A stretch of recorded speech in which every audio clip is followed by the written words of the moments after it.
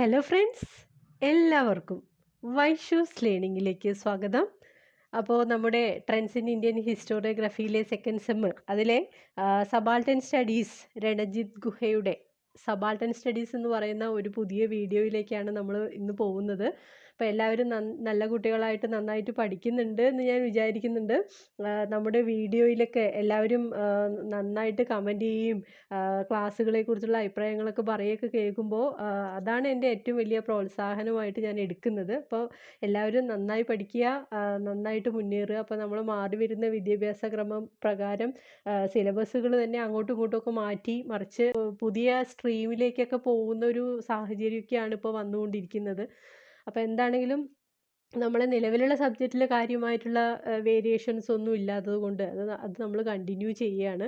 അപ്പോൾ എല്ലാവരും നന്നായിട്ട് പഠിക്കുക, നല്ല രീതിയിൽ എല്ലാ വീഡിയോസും കാണുക. അതൊക്കെയാണ് എനിക്ക് ആദ്യമായിട്ട് പറയാനുള്ളത്. അപ്പോൾ ഈ സബാൾട്ടൻ സ്റ്റഡീസ് എന്ന് പറയുന്ന ടേം നിങ്ങൾ കേട്ടിട്ടുണ്ടോ? സബാൾട്ടൻ സ്റ്റഡീസ് എന്താണ്? സബാൾട്ടൻ സ്റ്റഡീസ് കീഴാള ചരിത്രം എന്ന് പറയും അല്ലേ? അപ്പോൾ ഈ കീഴാളന്മാർ ആരാണ്? കീഴാളന്മാർ മേലാളന്മാരാരാണ്? കീഴാളന്മാരാരാണ്? കീഴാളന്മാരെ കുറിച്ച് പറയുകയാണെങ്കിൽ ഇപ്പോൾ ആദ്യം നമ്മൾ ആരെക്കുറിച്ച് അറിയണം? മേലാളന്മാരെ. നമ്മളെ സമൂഹത്തിൽ പണ്ടേ ഉണ്ടായിരുന്ന ഒരു വ്യതിരിക്തമായിട്ടുള്ള ഒരു സൊസൈറ്റിനെ തന്നെ ഉള്ളവരും ഹാവ്സ് ആൻഡ് ഹാവ് നോട്ട്, നമ്മൾ പണ്ടത്തെ മാർക്സിൻ്റെയൊക്കെ പറയുകയാണെങ്കിൽ ഹാവ്സ് ആൻഡ് ഹാവ് നോട്ട് എന്നൊക്കെ പറയുന്ന ആ വേരിയേഷൻസ് പോലെ തന്നെയാണ് സബാൾട്ടൻസും അതേപോലെ എലൈറ്റിസ്റ്റുകളും രണ്ട് രീതിയിൽ സമൂഹത്തിലെ ആളുകളെ തരംതിരിക്കുന്നത്. അപ്പോൾ ഇതിൽ സബാൾട്ടൻ എന്ന് പറയുന്ന ഈ കീഴാളന്മാരെ ആരും ശ്രദ്ധിച്ചിരുന്നില്ല. അവരുടേതായിട്ടുള്ള ഒരു ചരിത്രവും ഉണ്ടായിരുന്നില്ല. ചരിത്രം എപ്പോഴും മേലാളന്മാരെക്കുറിച്ചും അവരെ പ്രകീർത്തിച്ചുകൊണ്ടും അവരുടെ നല്ലതിനു വേണ്ടിയിട്ടും അവരിൽ നിന്ന് കിട്ടുന്ന സമ്മാനങ്ങൾ സ്വീകരിക്കുന്നതിനും ഒക്കെ ഉള്ളതായിരുന്നു എപ്പോഴും ചരിത്ര രചന എന്ന് പറയുന്നത്. ഒരിക്കലും താഴെ തട്ടിലുള്ളവൻ്റെ ചരിത്രം പഠിക്കാനും അത് എഴുതാനും ഒന്നും ആരും അത്ര കണ്ട് മെനക്കെടാത്തൊരു കാലമായിരുന്നു ഉണ്ടായിരുന്നത്. അപ്പോൾ അതിൽ നിന്നൊക്കെ ഒരു മാറ്റം വന്നത് ഈ രണജിത് ഗുഹയെ പോലുള്ള ചരിത്രകാരന്മാരുടെ ഇടപെടൽ കൊണ്ടാണ്. ഇപ്പോൾ രണജിത് ഗുഹ എന്ന് പറയുമ്പോൾ Ranajit Guha was an Indian historian who was one of the early pioneers of the subaltern studies group, a methodology of South Asian studies focused on post-colonial and post-imperial societies, studying them from the perspectives of the underclasses. He was the editor of several of the group's early anthologies and wrote extensively both in English and Bengali. അപ്പോൾ ഒരു എഴുത്തുകാരനാണ് അദ്ദേഹം. ഏറ്റവും കൂടുതൽ നമ്മൾ പ്രാധാന്യം കൊടുക്കുന്ന ഒരു ഇന്ത്യൻ ഹിസ്റ്റോറിയനാണ്. അതേപോലെ തന്നെ ആദ്യകാല അടിച്ചമർത്തപ്പെട്ട വിഭാഗങ്ങളുടെ ചരിത്രം എഴുതുന്നതിൽ ഒരു പോയിനിയറാണ് അദ്ദേഹം. പിന്നെ അദ്ദേഹത്തിൻ്റെ രീതിശാസ്ത്രങ്ങൾ ഫോക്കസ് ചെയ്യുന്നത് കൊളോണിയൽ ആയിട്ടുള്ള ആധിപത്യത്തിനെതിരായിട്ടും അതേപോലെ തന്നെ പിന്നീട് വന്നിട്ടുള്ള പോസ്റ്റ് ഇമ്പീരിയൽ സൊസൈറ്റിയിൽ ഉണ്ടായിട്ടുള്ള മാറ്റങ്ങളെക്കുറിച്ചും അതിനെക്കുറിച്ചുള്ള വിവിധ പേഴ്സ്പെക്റ്റീവ്സിനെ കുറിച്ചും വിവിധ വിഭാഗങ്ങളെക്കുറിച്ചും ആ വിഭാഗങ്ങളിൽ ഉണ്ടായിട്ടുള്ള അവരുടെ ചരിത്രത്തെക്കുറിച്ച് അതിനെ ഒരു ആന്തോളജിയുടെ രൂപത്തിൽ ഒക്കെ എഴുതിയിട്ടുള്ള ഇംഗ്ലീഷിലും അതേപോലെ തന്നെ ബംഗാളിയിലും ഒക്കെ എഴുതിയിട്ടുള്ള ഒരു ചരിത്രകാരനാണ് ആര്? രണജിത് ഗുഹ. ആ രണജിത് ഗുഹയാണ് ഇപ്പോൾ ഇവിടെ എന്തിനെക്കുറിച്ചും പറയുന്നത്? സബാൾട്ടൻ സ്റ്റഡീസിനെ കുറിച്ചും പറയുന്നത്. അപ്പോൾ എൻ്റെ ഇൻട്രൊഡക്ഷൻ കുറച്ച് കടന്നുപോയോ? നിങ്ങൾക്ക് അത് കുറച്ചും കൂടെ ലോങ് ആണോ എന്നുള്ളത് എനിക്ക് മനസ്സിലാവുന്നില്ല. അപ്പോൾ എന്താണെങ്കിലും നമ്മളെപ്പോഴും ഒരിക്കലും വരേണ്യരുടെ ചരിത്രം മാത്രം പഠിച്ചാൽ പോരാ. നമ്മൾ ആരുടെ ചരിത്രം കൂടെ പഠിക്കണം? കീഴേ തട്ടിലുള്ള സബാൾട്ടൻസ്, ഏറ്റവും താഴെ തട്ടിലുള്ള ആളുകളുടെ ചരിത്രം കൂടെ നമ്മൾ എന്ത് ചെയ്യണം? പഠിക്കാൻ തയ്യാറാവണം. ഇനി നമുക്ക് നമ്മളെ വീഡിയോയിലേക്ക് പോവാം. Subaltern studies as a new school of history writing came up towards the end of the 20th century in India. Ranajit Guha, who took the initiative, edited the first 6 volumes of the series titled Subaltern Studies, the title of which came to be the name of the new school. ഇപ്പോൾ ഈ subaltern studies എന്ന് പറയുന്ന ഈ new school of history writing തുടങ്ങിയത് എപ്പോഴാണ്? At the end of the 20th century in India. അപ്പോൾ അതിന് മുൻഗാമിയായിട്ട് അതിനെ ഏറ്റവും കൂടുതൽ പ്രോത്സാഹനം നൽകി അതിനെ കൊണ്ടുവന്ന ഒരു ചരിത്രകാരനാരാണ്? രണജിത് ഗുഹയാണ്. അദ്ദേഹത്തിൻ്റെ 6 volumes of series of books ഉണ്ട്. ആ ബുക്കിനെയാണ് അതിന് ടൈറ്റിൽ കൊടുത്തിരിക്കുന്നതാണ് സബാൾട്ടൻ സ്റ്റഡീസ് എന്ന് പറയുന്നത്. അപ്പോൾ ആ ഒരു പ്രസിദ്ധീകരണത്തിൻ്റെ വരവോടുകൂടിയാണ് ഒരു new schools of writing history Indian ഹിസ്റ്ററിയിൽ വരാനായിട്ട് തുടങ്ങിയത്. Concise Oxford Dictionary, that is of inferior rank. Will be used in these pages as a name of the general attribute of subordination in South Asian society, whether this is expressed in terms of class, caste, age, gender, and office, or in any other way. This, according to them, all the Indian population minus the elite qualifies to be the subaltern. അപ്പോൾ in the late medieval England, പിൽക്കാലത്ത് ഇംഗ്ലണ്ടിൻ്റെ ആ ഒരു പിൽക്കാലത്ത് എന്ന് പറയുന്നത് the term subaltern was used to refer the serfs and പെസൻസ്, സെർവ്സിനെ കുറിച്ചും പെസൻസിനെ കുറിച്ചും, അതായത് പ്രഭുക്കന്മാരെ കുറിച്ചും അതേപോലെ തന്നെ അടിമകളെക്കുറിച്ചും അതേപോലെ കർഷകരെ കുറിച്ചും ഒക്കെ സൂചിപ്പിക്കുന്ന ടേമായിരുന്നു പിൽക്കാലത്തെ മിഡീവൽ ഇംഗ്ലണ്ടിലെ ഈ സബാൾട്ടൻ എന്ന് പറയുന്ന ടേം ഉപയോഗിച്ചിരുന്നത്. പിൽക്കാലത്ത് 17th century 18th century ഒക്കെ ആയപ്പോഴേക്കും it was used for the soldiers of inferior rank, താഴെ തട്ടിലുള്ള സോൾജിയേഴ്സിനെ സൂചിപ്പിക്കുന്ന ഒരു പദമായിട്ട് ഈ വാക്ക് മാറി. Later Antonio Gramsci and Italian Marxist, നമ്മൾ ഇതിനു മുൻപും ആൻറ്റോണിയോ ഗ്രാംഷിയെ കുറിച്ച് കേട്ടിട്ടുണ്ട് അല്ലേ? അദ്ദേഹം ഒരു ഇറ്റാലിയൻ മാർക്സിസ്റ്റ് തിങ്കറാണ്. അപ്പോൾ അദ്ദേഹം ഈ ടേമിനെ കുറച്ചും കൂടി റാഡിക്കൽ മാനറിൽ അപ്രോച്ച് ചെയ്യുന്നുണ്ടായിരുന്നു. അപ്പോൾ Gramsci has adopted the term two refer the subordinate groups in the society. ഒരു സൊസൈറ്റിയിൽ ഏറ്റവും സബോർഡിനേറ്റ് ആയിട്ടുള്ള ഗ്രൂപ്പ്സിനെ മെൻഷൻ ചെയ്യുന്ന ടേമാണ് സബാൾട്ടൻ സ്റ്റഡീസ് എന്നാണ് ആര് പറയുന്നത്? ആൻറ്റോണിയോ ഗ്രാംഷി പറയുന്നത്. അപ്പോൾ അദ്ദേഹത്തിൻ്റെ ഒപ്പീനിയനിൽ the history of subaltern group is almost always related to that of the ruling groups. Ruling ഗ്രൂപ്പ്സിനെ ായിട്ട് കുറച്ചും കൂടെ ഒന്ന് റിലേറ്റ് ചെയ്തിരിക്കുന്ന ഒരു ടേമും കൂടിയാണ് എന്ത്? സബാൾട്ടൻ എന്ന് പറയുന്നത്. അപ്പോൾ ആദ്യ കാലഘട്ടത്തിൽ ഇംഗ്ലണ്ടിലെ ലേറ്റ് മിഡീവലിൽ ഇത് സെർവ്സ് പെസൻസിന് മെൻഷൻ ചെയ്തപ്പോൾ 17th 18th സെഞ്ച്വറിയിലെ ഇത് ഇൻഫീരിയർ റാങ്കിലുള്ള സോൾജിയേഴ്സിനെ മെൻഷൻ ചെയ്യാനായിട്ട് ഉപയോഗിച്ചു. ഗ്രാംഷിയുടെ ഒക്കെ കാലഘട്ടത്തിൽ ഇത് കുറച്ചും കൂടി വെരി റാഡിക്കൽ മാനറിൽ ഇത് ഉപയോഗിക്കാൻ തുടങ്ങി. അദ്ദേഹത്തിൻ്റെയൊക്കെ ഒപ്പീനിയനിൽ ഇത് it is related to the ruling groups. In addition this history is generally fragmentary and episodic. അപ്പോൾ ശരിക്കും ഈ ഇതിൻ്റെ ചരിത്രം എന്ന് പറയുന്നത് കുറച്ചും കൂടി എന്താണ്? ഒന്ന് ഫ്രാഗ്മെൻ്ററി മീൻസ് എന്താണ്? ശിഥിലമായത് അല്ലേ?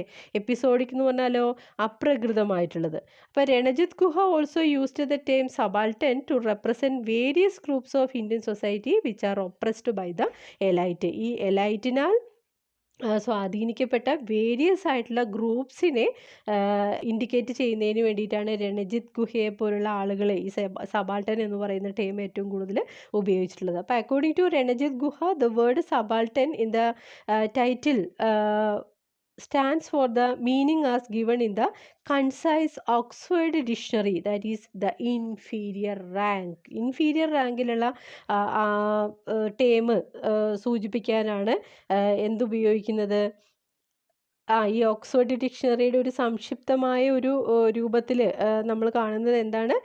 ഈ സബാൾട്ടൻ എന്ന് പറയുന്നത് ഇൻഫീരിയർ റാങ്കിലുള്ള ഒരു പൊസിഷനെ കാണിക്കുന്നതാണ്. അപ്പോൾ it will be used in these pages as A name for the general attribute of subordination in south Asian society, whether this is expressed in the terms of class, caste, age, gender and office or in any other way. Class, caste അല്ലേ എല്ലാം വരുന്നുണ്ട്, ഏജും ജെൻഡറും ഓഫീസും. അപ്പോൾ നമ്മളിങ്ങനെയൊക്കെ പറയുന്നതിനേക്കാൾ ഉപരി നമ്മളൊന്ന് ചിന്തിച്ച് നോക്കുക.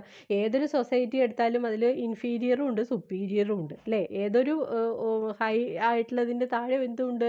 ഒരു സബോർഡിനേറ്റും ഉണ്ട്, ഒരു എലൈറ്റും ഉണ്ട്, ഒരു സബോർഡിനേറ്റും ഉണ്ട്. ഏതിലും ഒരു ഉയർച്ചയും ഉണ്ട്, ഒരു താഴ്ചയുണ്ട്. പക്ഷേ ഈ ഉയർച്ചകൾ മാത്രം തേടി പോകാൻ പറ്റുമോ? ഇല്ല, ഒരിക്കലും.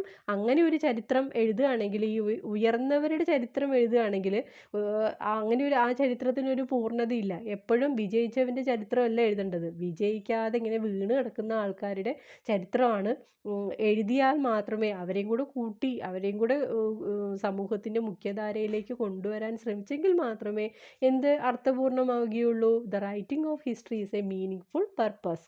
സോ അതുമായി ബന്ധപ്പെട്ടുള്ള ചില ശ്രമകരമായിട്ടുള്ള റൈറ്റിങ്സ് ആണ് എന്തിൽ വരുന്നത്, ഈ സബാൾട്ടൻ സ്റ്റഡീസ് എന്ന് പറയുന്നതിൽ വരുന്നത്. അപ്പോൾ thus according to them all the Indian population minus the elite qualifies to be the subaltern. അപ്പോൾ ഇന്ത്യൻ പോപ്പുലേഷൻ എന്ന് പറയുന്നത് എപ്പോഴും എന്താ പറയുക, ഈ എലൈറ്റ് എന്ന് പറയുന്നതിനെ മൈനസ് ചെയ്തിട്ട് ആരെയും കൂടെ ഒപ്പം കൂട്ടണം, സബാൾട്ടൻ എന്ന് പറയുന്ന ടേമിനെയും കൂടെ ഒപ്പം കൂട്ടേണ്ടതാണ് എന്നാണ് ഇതിലൂടെ പറയുന്നത്. Ranajit Guha and his colleagues have published several volumes of subaltern studies, which as a project was initially planned as a series of 3 volumes. Right from the beginning, the Subaltern Studies has declared themselves challenging all the existing norms of Indian history writing. Ranajit Guha argued that the historiography of Indian nationalism has long been dominated by elitism, both the colonialist elitism and bourgeoisic nationalist elitism. The Indian historiography as practiced has been heavily influenced by elite nature and therefore lacks views of the common people. The politics of the common people need to be taken into account as it emerged from the traditional social organization historically prevalent in that society. His colleagues, Ranajit Guha and his colleagues have published several volumes of subaltern studies, which as a project was initially planned as a series of 3 volumes. Ranajit ഗുഹയും അദ്ദേഹത്തിൻ്റെ കൊളീഗ്സും കുറേ volumes of publish ചെയ്തിട്ടുണ്ട് ഈ subaltern സ്റ്റഡീസുമായിട്ട് ബന്ധപ്പെട്ട പ്രൊജക്റ്റുകൾ. അപ്പോൾ അത് പ്രധാനമായിട്ടും എത്ര വോളിയൂംസിലുള്ളതാണ്? 3 വോളിയൂംസിലുള്ളതാണ്. Right from the beginning the subaltern studies has declared themselves challenging all the existing norms of Indian history writing. നിലവിലുണ്ടായിരുന്ന എല്ലാ തരത്തിലുള്ള എക്സിസ്റ്റിംഗ് നോംസ് മീൻസ് എന്താണ്? മാനദണ്ഡങ്ങൾ അല്ലേ? നിലവിലുണ്ടായിരുന്ന എല്ലാ മാനദണ്ഡങ്ങളെയും ചലഞ്ച് ചെയ്തിട്ടാണ് ഏത് ചരിത്രരചന വന്നിട്ടുള്ളത്? സബാൾട്ടൻ സ്റ്റഡീസ് എന്ന് പറയുന്ന ചരിത്രരചന വന്നിട്ടുള്ളത്. അപ്പോൾ Ranjit Guha argued that the historiography of Indian nationalism has longed been dominated by elitism, both colonialist elitism and bourgeoisie nationalist elitism. Colonialist എലൈറ്റിസും ഉണ്ടായിരുന്നു, ബൂർഷ്വാസിക് നാഷണലിസ്റ്റ് എലൈറ്റിസും ഉണ്ടായിരുന്നു. ശരിയല്ലേ? അപ്പോൾ ഈ കോളനിവൽക്കരണമൊക്കെ വന്നതോടുകൂടി, ബ്രിട്ടീഷുകാരുടെ വരവോടുകൂടിയൊക്കെ എന്താണ് പ്രധാനമായിട്ടും കൊളോണിയലിസ്റ്റ് എലൈറ്റിസമാണ് ഉണ്ടായിരുന്നത്. ആ കൊളോണിയലിസ്റ്റ് എലൈറ്റിസത്തെ കുറിച്ചൊക്കെ മനസ്സിലാക്കുകയാണെങ്കിൽ നമ്മൾ ഈ Asiatic Society of Bengal, William ജോൺസിൻ്റെയൊക്കെ ഏഷ്യാറ്റിക് സൊസൈറ്റി ഓഫ് ബംഗാൾ അവരെഴുതുന്ന ചരിത്രരചന അവരെ ഹൈലൈറ്റ് ചെയ്തിട്ട്, അവരെ മഹത്വവൽക്കരിച്ചുകൊണ്ടുള്ള ചരിത്രരചനയായിരിക്കും ഉണ്ടാവുക. അപ്പം അങ്ങനൊരു എന്താ പറയുക, കൊളോണിയലിസ്റ്റ് എലൈറ്റിസം ഉണ്ടായിരുന്നു. പിന്നെ ബൂർഷ്വാസിക് നാഷണലിസ്റ്റ് എലൈറ്റിസം. അപ്പം നാഷണലിസ്റ്റ് രീതിയിലുള്ള ചരിത്രരചന നടത്തുന്ന സമയത്ത് അതിനും എങ്ങനെയുള്ളൊരു ചായ്വുണ്ടായിരുന്നു? ബൂർഷ്വാസിക് നാഷണലിസ്റ്റ് എലൈറ്റിസം എന്ന് പറയുന്ന ഒരു ചായ്വ് അതിനും ഉണ്ടായിരുന്നു. അപ്പം രണ്ടും ഏറ്റവും ഹൈ ആയിട്ടുള്ള ആ ഒരു വിഭാഗത്തെയാണ് കോൺസെൻട്രേറ്റ് ചെയ്തിട്ടുള്ളത്. അപ്പോൾ ഈ Indian historiography as practised has been heavily influenced by elitist nature.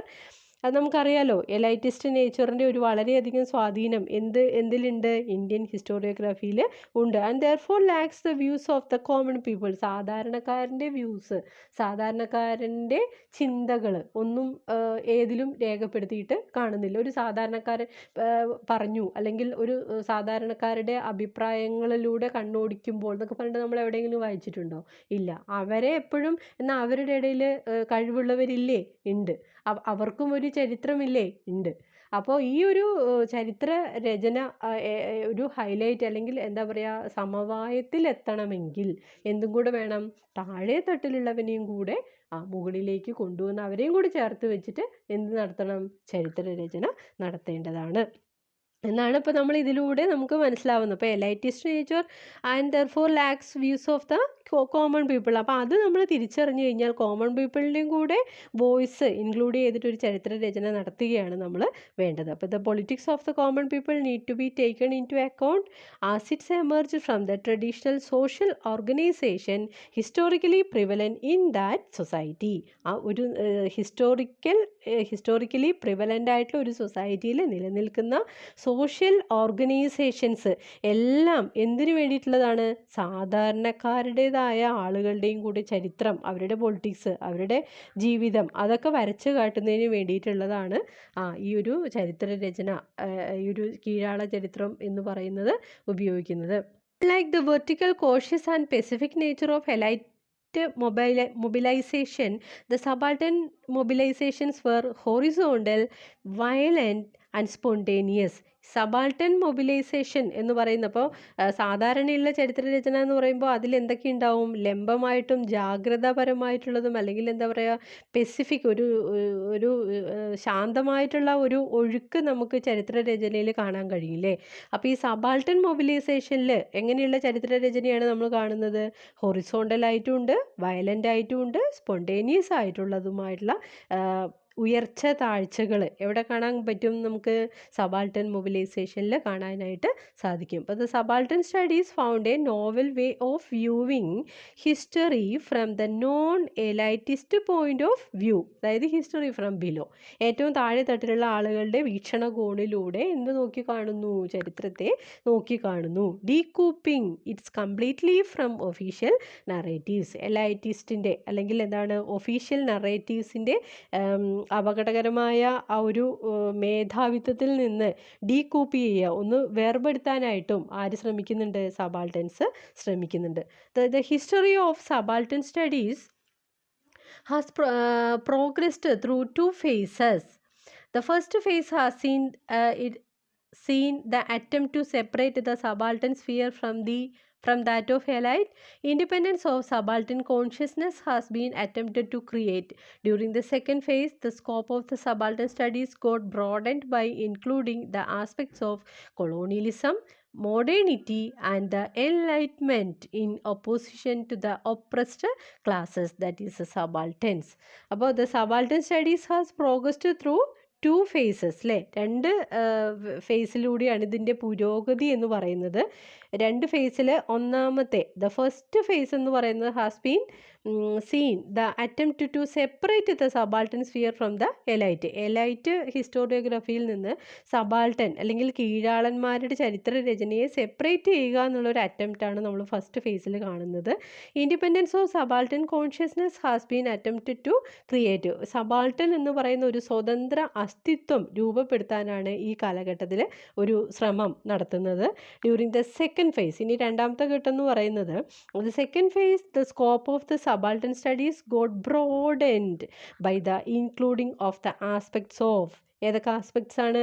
Colonialism, modernity, enlightenment. എന്താ അങ്ങനെയൊക്കെ പറഞ്ഞാൽ? കൊളോണിയലിസം, കോളനിവൽക്കരണവും ആധുനികതയും അതേപോലെ തന്നെ പ്രബുദ്ധതയും ഒക്കെ എന്തിൽ കൂട്ടിച്ചേർക്കാൻ തുടങ്ങി? ഈ രണ്ടാമത്തെ ഫേസിൽ സബാൾട്ടൻ സ്റ്റഡീസ് എന്ന് പറയുന്ന ആ സീരീസിലേക്ക് കൂട്ടിച്ചേർക്കാനായിട്ട് തുടങ്ങി. അപ്പോൾ in opposition to the oppressed classes subalterns, അപ്പോൾ അതിൻ്റെ വൈഡൻ ചെയ്യുക, അതായത് സബാൾട്ടൻ സ്റ്റഡീസ് എന്ന് പറയുന്ന ആ പഠനശാഖേൻ്റെ സ്കോപ്പ്, അതിൻ്റെ പരിധി വൈഡൻ ചെയ്യുക എന്നുള്ളതാണ് ഈ ഒരു ടേം, ഈ ഒരു സെക്കൻഡ് ഫേസിലൂടെ ഉദ്ദേശിക്കുന്നത്. അപ്പോൾ നമുക്ക് മനസ്സിലാക്കാൻ കഴിയും ഈ രണജിത് ഗുഹയെ പോലുള്ള ആളുകൾ, അദ്ദേഹത്തിൻ്റെ പിൻഗാമികളൊക്കെ സമൂഹത്തെ രണ്ടായി തരംതിരിച്ചിരുന്ന ആ ഒരു യാഥാർത്ഥ്യം എടുത്തു കാട്ടുകയാണ്. അതോടൊപ്പം തന്നെ ഈ താഴെ തട്ടിലും മുകളിലുള്ളവരും എന്നുള്ള അന്തരം മാറ്റിയിട്ട് താഴെ തട്ടിലുള്ളവരുടെയും കൂടി ചരിത്രം രചനയുടെ മുഖ്യധാരയിലേക്ക് കൊണ്ടുവരികയും ചെയ്യുകയാണ്. അതോടുകൂടി ചരിത്രത്തിന് ഒരു പുതിയ മാനം നൽകുകയും ചെയ്യുകയാണ്. അപ്പോൾ ഇതൊക്കെയാണ് ഇതിൽ പറയുന്ന പ്രധാനപ്പെട്ട കാര്യങ്ങൾ. അപ്പോൾ നെക്സ്റ്റ് ഇതിൽ ദീപേഷ് ചക്രവർത്തിയുടെ വ്യൂ ആണ് വരുന്നത്. അത് നമുക്കൊരു അടുത്ത വീഡിയോയിലൂടെ നമുക്ക് കാണാം. അപ്പോൾ ഈ വീഡിയോ നിങ്ങൾക്ക് ഇഷ്ടമായി എങ്കിൽ നിങ്ങൾ ലൈക്ക് ചെയ്യുക, ഷെയർ ചെയ്യുക, സബ്സ്ക്രൈബ് ചെയ്യുക. താങ്ക്